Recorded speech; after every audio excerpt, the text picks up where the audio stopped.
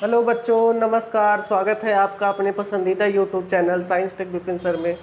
बच्चों, आज हम क्लास 12th के केमिस्ट्री का जो पहला चैप्टर है बिलियन, उसका एक इम्पॉर्टेंट टॉपिक पढ़ने वाले हैं, जो कि हमारा है मोलरता और मोलरता।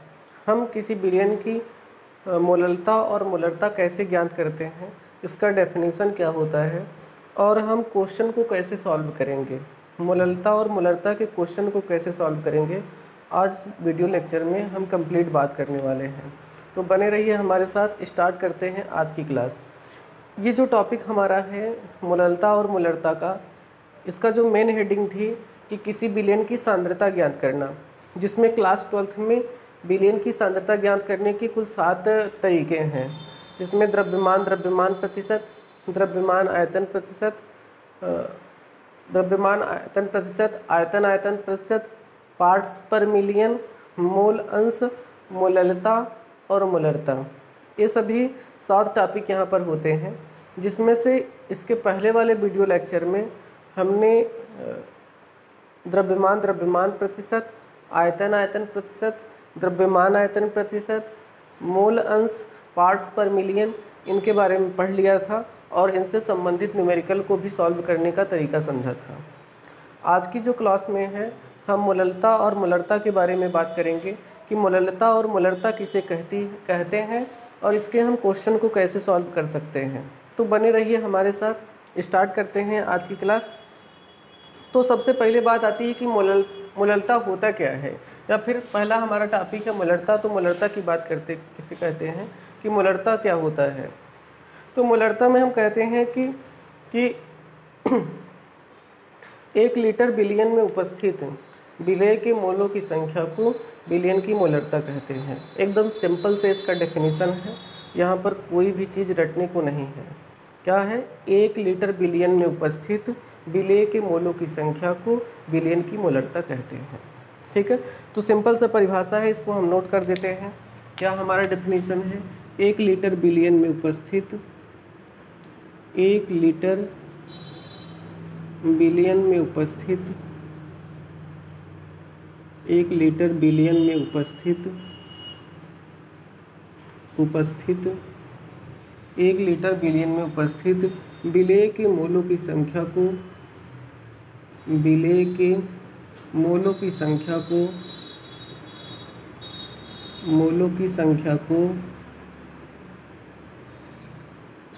को, विलियन की मोलरता कहते हैं।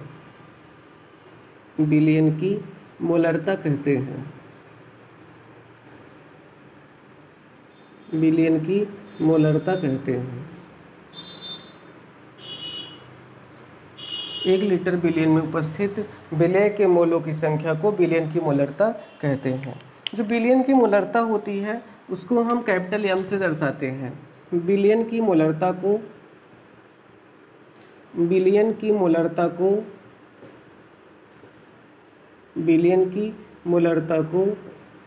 कैपिटल एम से प्रदर्शित करते हैं। कैपिटल एम से प्रदर्शित करते हैं। कैपिटल एम से प्रदर्शित करते हैं। अब इसका ये तो डेफिनेशन हो गया। मोलरता ज्ञात करने का सूत्र क्या होता है, इसके बारे में हम देखते हैं।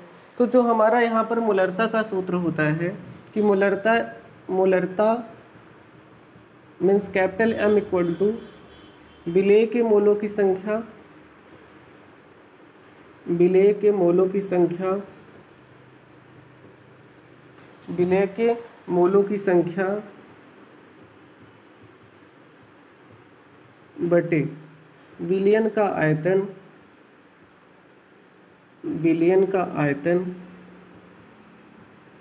यहाँ पर एक खास बात ध्यान देने की ज़रूरत है कि जब भी बिलियन का हम आयतन लेंगे तो उसको हम हमेशा लीटर में ही लेंगे। बिलियन का आयतन हमेशा लीटर में ही रहना चाहिए, ये बात खास ध्यान देने वाली बात है। तो मोलरता इक्वल टू होता है कि विलेय के मोलों की संख्या बटे बिलियन का आयतन लीटर में। इस सूत्र की सहायता से हम किसी बिलियन की मोलरता ज्ञात कर सकते हैं एकदम आसान तरीके से। अब हम यहाँ पर एक न्यूमेरिकल लिखते हैं और न्यूमेरिकल लेकर हम ये सॉल्व करके देखते हैं कि किस प्रकार से हम मोलरता के न्यूमेरिकल को सॉल्व करते हैं, तो यहाँ पर इसकी बात हम कर रहे हैं।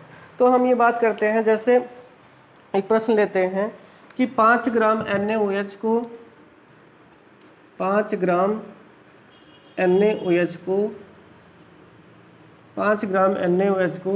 450 ml बिलियन में 450 ml बिलियन में घोला गया है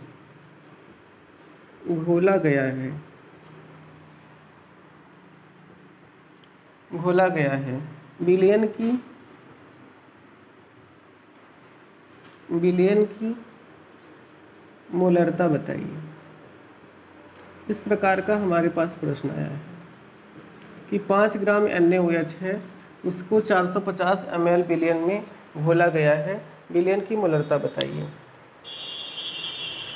तो अगर हमें बिलियन की यहाँ पर मोलरता बताना है तो सबसे पहले हमें क्या चाहिए, विलेय के मोलों की संख्या चाहिए, और यहाँ पर बिलियन का आयतन तो यहाँ पर दिया है। सबसे पहले हमें इस सूत्र को लगाने के लिए विलेय के मोलों की संख्या चाहिए। अब विलेय की मोलों की संख्या हम कैसे निकालते हैं, हमारे पास ये सूत्र पता है कि जब किसी पदार्थ के हम मोलों की संख्या ज्ञात करते हैं तो उसका फार्मूला होता है द्रव्यमान बटे अणुभार। उस पदार्थ का द्रव्यमान और उस पदार्थ के अणुभार का आप अनुपात निकाल दीजिए, जो मान आएगा वह आपकी मोलों की संख्या होगी।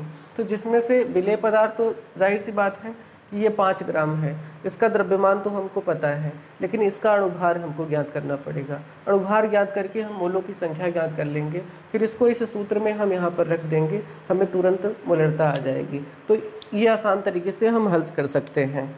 तो देखिए हमारे पास आ जाएगा विलेय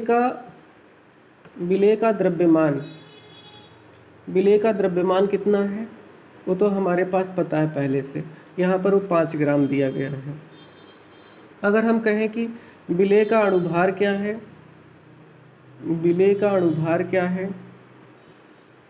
तो अणुभार की अगर हम बात करें तो अणुभार यहाँ से ज्ञात कर सकते हैं। विलेय जो है हमारे पास NaOH है, जिसमें से अणुभार सोडियम का जो परमाणु भार होता है वह 23 होता है, हाइड्रोजन का 16 और फिर हाइड्रोजन का 1 होता है।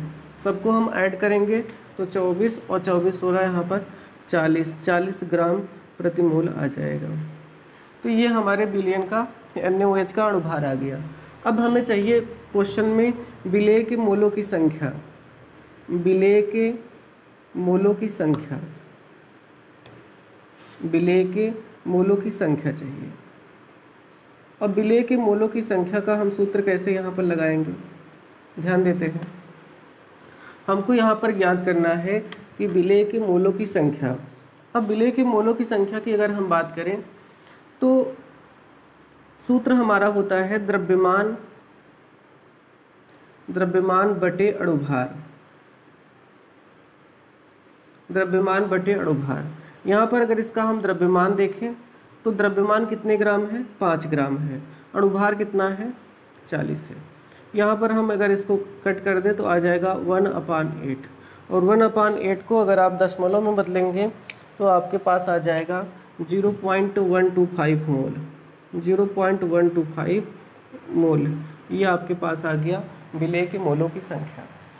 अब यहाँ पर हमें क्या ज्ञात करना है, मोलरता ज्ञात करना है। तो मोलरता वाला सूत्र हम यहाँ पर अप्लाई कर दें, मोलरता m बराबर हो जाएगा विलेय के मोलों की संख्या। विलेय के मोलों की संख्या यहाँ पर 0.125 है, 0.125 है। चाहे इसको रखें या फिर डायरेक्ट 1/8 को रख सकते हैं, यहाँ पर कोई दिक्कत नहीं उसको लेकर। ये हो गया विलेय के मोलों की संख्या बटे बिलियन का आयतन। बिलियन का आयतन जो है वह 450 ml है। बिलियन का आयतन जो है वह 450 ml है। एक बात जो यहाँ पर है कि ये ml में दिया है, लेकिन हमें यहाँ पर क्या है कि लीटर में, जब भी बिलियन ml में होता है और उसको हम लीटर में चेंज करना चाहते हैं तो उसमें हम 1000 का भाग कर देते हैं। तो ये 450 हम भागिए 1000 कर देंगे तो ये हमारा बदल जाएगा लीटर में। अब इसको हम सॉल्व करें तो ये ऊपर चला जाएगा, तो आ जाएगा 400, ये 1000 और ये इसके साथ मल्टीप्लाई हो जाएगा तो आ जाएगा 450 और गुणे 8। यहाँ से ये वाला इससे कैंसिल हो जाएगा तो हमारे पास आ जाएगा 100/45 और गुणे 8। हम यहाँ पर काट देते हैं, 5 से काट दें तो यहाँ पर आ जाएगा 20, और यहाँ पर अगर हम 5 से काट देंगे तो 9 आ जाएगा। फिर इसको और हम अगर कट कर दें तो 4 पच्चे 20 और 4 दूना 8, तो हमारे पास आंसर आ जाएगा 5/9 दूनी 18। तो ये हमारे पास आ गया मोललता। इसको हम अगर दशमलव में चेंज करना चाहते हैं तो कर सकते हैं। यह आ जाएगा 0 पॉइंट, भाग नहीं जाएगा तो पॉइंट ले लेंगे दशमलव, ये 50 हो जाएगा, तो हो जाएगा 18 दूना 36, ये बचेगा यहाँ पर 40 बच जाएगा। तो फिर दशमलव के कारण 0 आ जाएगा तो 140 हो जाएगा, तो यहाँ पर फिर 7 जाएगा, तो ये आपका आंसर हो जाएगा। इसका मात्रक क्या हो जाएगा, ये देखिए, ऊपर का मात्रक मोल है, नीचे लीटर है, तो इसका जो मात्रक हो जाएगा वो मोल प्रति लीटर हो जाता है। तो ये हमारी मोलरता यहाँ पर आ गई कि 0.27 मोल प्रति लीटर। तो इस प्रकार से हम इसके क्वेश्चन को भी सॉल्व कर सकते हैं। तो हमने क्या बताया, इसका डेफिनेशन क्या होता है मोलरता का, इसको ज्ञात करने का सूत्र क्या होता है, और ये न्यूमेरिकल बता दिया कि किस प्रकार से हम न्यूमेरिकल को यहाँ पर सॉल्व करते हैं। ठीक है, तो इसका जो आंसर हो जाएगा वो 0.27 मोल प्रति लीटर हो जाएगा, जिसको हमने ज्ञात कर लिया। अब इसका जो दूसरा टॉपिक है मोललता को हम समझते हैं कि मोललता क्या होती है, इसको नाम देखते हैं। अब इसके बारे में अगर हम यहाँ पर देखें,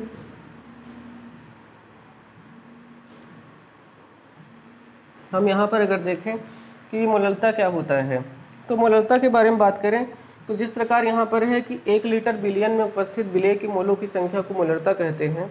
इसके बारे में हम बात करते हैं, मोललता कहते हैं, वहाँ पर आता है 1 किलोग्राम विलायक, 1 किलोग्राम विलायक में उपस्थित विलेय के मोलों की संख्या को मोललता कहते हैं। 1 किलोग्राम विलायक में उपस्थित विलेय के मोलों की संख्या को मोललता कहते हैं। ठीक है, तो 1 किलोग्राम, यहाँ पर अंतर क्या रहा है कि यहाँ पर 1 लीटर बिलियन था, वहाँ पर 1 किलोग्राम आ रहा है, यहाँ पर बिलियन था, वहाँ पर मोललता में विलायक आता है। 1 किलोग्राम विलायक में उपस्थित विलेय के मोलों की संख्या को मोललता कहते हैं। तो आप समझ रहे होंगे कहाँ पर अंतर हो रहा है। मोललता में होता है 1 लीटर बिलियन में उपस्थित, जबकि वही मोललता की बात आती है तो वहाँ पर आता है कि 1 किलोग्राम विलायक में उपस्थित। हम इसकी बात यहाँ पर कर लेते हैं, तो हम यहाँ पर मोललता को लिख देते हैं कि मोललता किसे कहते हैं। तो देखिए यहाँ पर आ गया हमारा कि मोललता किसे कहते हैं, मोललता ना, मोललिटी इसको बोलते हैं। तो इसको अगर हम यहाँ पर नोट करें तो हमारा आ जाएगा 1 किलोग्राम, 1 किलोग्राम, 1 किलोग्राम विलायक में उपस्थित, विलायक में उपस्थित 1 किलोग्राम विलायक में उपस्थित विलेय के मोलों की संख्या को, विलेय के मोलों की संख्या को, मोलों की संख्या को, संख्या को मोललता कहते हैं, मोललता कहते हैं। ये हमारे पास इसका डेफिनेशन आ गया कि 1 किलोग्राम विलायक में उपस्थित विलेय के मोलों की संख्या को मोललता कहते हैं। 1 किलोग्राम विलायक में उपस्थित विलेय के मोलों की संख्या को मोललता कहते हैं। अब इसका अगर हम किससे प्रदर्शित करते हैं तो मोललता को हम लोग मोललता को स्मॉल m से प्रदर्शित करते हैं, स्मॉल m से प्रदर्शित करते हैं, मोललता को स्मॉल m से प्रदर्शित करते हैं। अब इसकी तरह इसका सूत्र हम क्या लिख देंगे, जैसे यहाँ पर मोललता का सूत्र है ठीक उसी प्रकार यहाँ पर हम मोललता का भी सूत्र लिख सकते हैं। तो हमारा मोललता इक्वल टू आ जाता है, molality equal to, molality means यहाँ पर small m equal to same वही चीज़ है, विलेय के मोलों की संख्या, विलेय के मोलों की संख्या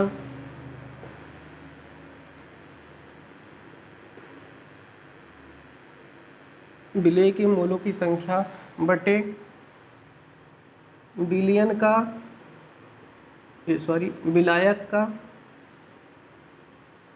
विलायक का द्रव्यमान, विलायक का द्रव्यमान जो आंसर रहना चाहिए यहाँ पर रखा जाना चाहिए वो केजी में रहना चाहिए। ये फार्मूला है जिस फार्मूले की सहायता से हम किसी विलयन की मोललता को सॉल्व कर सकते हैं। अब इसी तरह हम ठीक इसका भी न्यूमेरिकल लेके देख लेते हैं कि किस प्रकार से हम इसके न्यूमेरिकल को सॉल्व करते हैं। तो यहाँ पर हम एक प्रश्न ले लेते हैं जो कि हमारे एनसीईआरटी टेक्स्ट बुक में है कि 2.5 ग्राम 2.5 ग्राम CH3COH को 75 ग्राम बेंजीन में 75 ग्राम बेंजीन में घोला गया है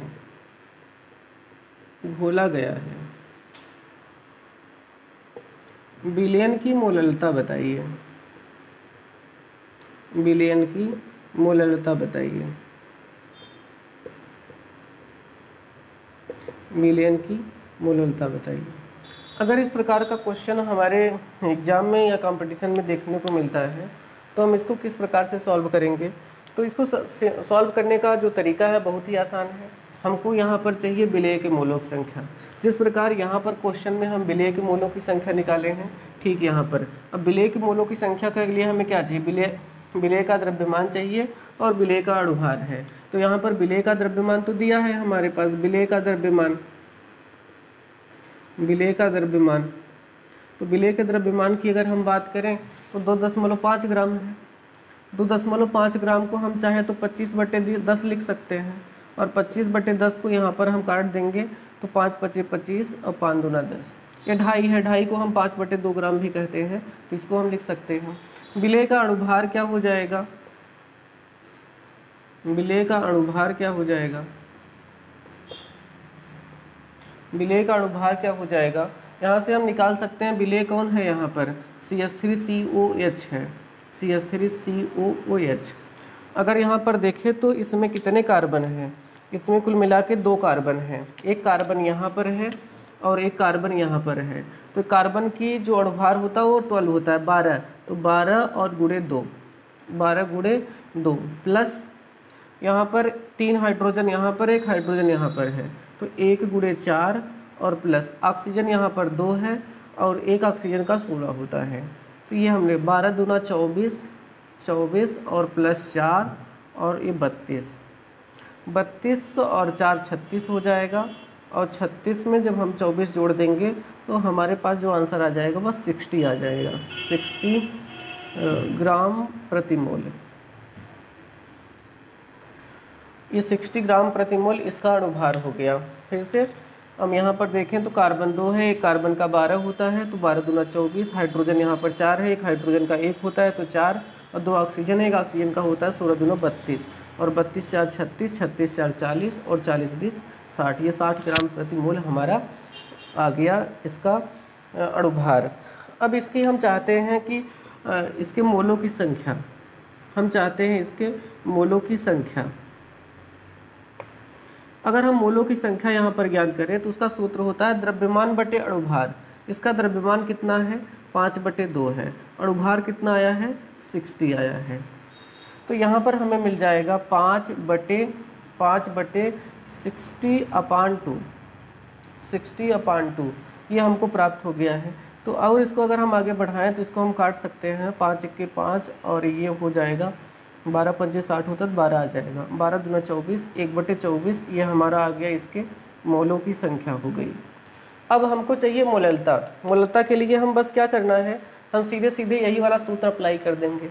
मोललता के लिए हमारा क्या आ जाएगा, मोललता यम बराबर आ जाएगा विलेय के मोलों की संख्या। विलेय के मोलों की संख्या कितनी आई है, 1/24 है, बटे विलयन का द्रव्यमान किलोग्राम, विलायक का द्रव्यमान किलोग्राम में। विलायक का द्रव्यमान देखो भाई कहाँ पर दिया है, विलायक का द्रव्यमान 75 ग्राम बेंजीन में घोला गया है, विलायक है 75 ग्राम, तो ये कितना ग्राम है, 75 ग्राम है, और बटे ये ग्राम को हम किलो केजी में बदलना चाहते हैं किलोग्राम में, तो जनरली यहाँ की तरह हम इसमें भी 1000 का हम भाग कर देंगे। जब ऐसा ही करेंगे तो हमारे पास आ जाएगा 1000 और ये ऊपर चला जाएगा ये वाला और ये वाला आपस में गुणा हो जाएगा, तो आ जाएगा 75 और गुणे 24। इसको अगर हम थोड़ा सा सिंप्लीफाइड करें तो ये आ जाएगा 25 से इसको हम काट देते हैं तो 25 चौका 100 हो जाएगा, 40 बन जाएगा, और यहाँ पर ये हो जाएगा 25 तिहाई 75। थोड़ा सा इसको हम और काटें तो 4 दहम्मा 40 हो जाएगा, और ये 4 छंग 24 हो जाएगा। तो ये आ गया हमारे पास 10/18, और 10/18 को और अगर हम काट देंगे तो ये हमारे पास आ जाएगा 5/9, 5/9। इसको अगर हम सॉल्व करें, देखिए यहाँ पर 5/18 आया है, ये 5/9 है। आंसर सीधे दिख रहा है कि इसका डबल आने वाला है, कह सकते हैं कि 0.54 आंसर आने वाला है। यहाँ पर अगर हम भाग कर देखें तो आ जाएगा हमारे पास 9×5 = 45 हो जाएगा, यहाँ पर 0.5, और यहाँ पर कितना बच जाएगा, ये 50 है तो 5 बचेगा, फिर 50 हो जाएगा तो फिर 5 आ जाएगा। ये हमारे पास आ गया मोलों की संख्या कि 0.55 मोल और प्रति केजी। इसका जो मात्रक हो जाएगा, यहाँ से देख लें, विलेय के मोलों की संख्या किस में है, मोल में होगी, और विलायक का द्रव्यमान केजी है तो इसका मात्रक हो जाएगा मोल प्रति केजी। तो ध्यान रखें, जो हमारे पास मोललता होती है उसका मात्रक मोल प्रति केजी होती है, और जो हमारे पास मोलरता होती है उसका मात्रक मोल प्रति लीटर होता है। दोनों को हल करने का जो सूत्र है लगभग सेम है, बस इतना ध्यान देना है कि यहाँ पर बिलियन का आयतन लीटर में है, और यहाँ पर सबसे ज़्यादा जो गड़बड़ी होती है कि सॉल्व करते समय यहाँ पर है विलायक का द्रव्यमान केजी में। अक्सर जब स्टूडेंट की फार्मूला लगाते हैं तो यहाँ पर विलायक ना रख करके बिलियन रख देते हैं, जिसके कारण पूरा उनका सही करने के बाद भी आता हुआ क्वेश्चन भी वो नंबर कट जाता है और सही से नहीं मिल पाता है। तो इस बात को यहाँ पर ध्यान रखेंगे, और यहाँ पर इस प्रकार से इसके क्वेश्चन को सॉल्व करते हैं। ये मोलरता और मोललता का कॉन्सेप्ट है, यहाँ पर इस प्रकार से क्वेश्चन को सॉल्व कर सकते हैं।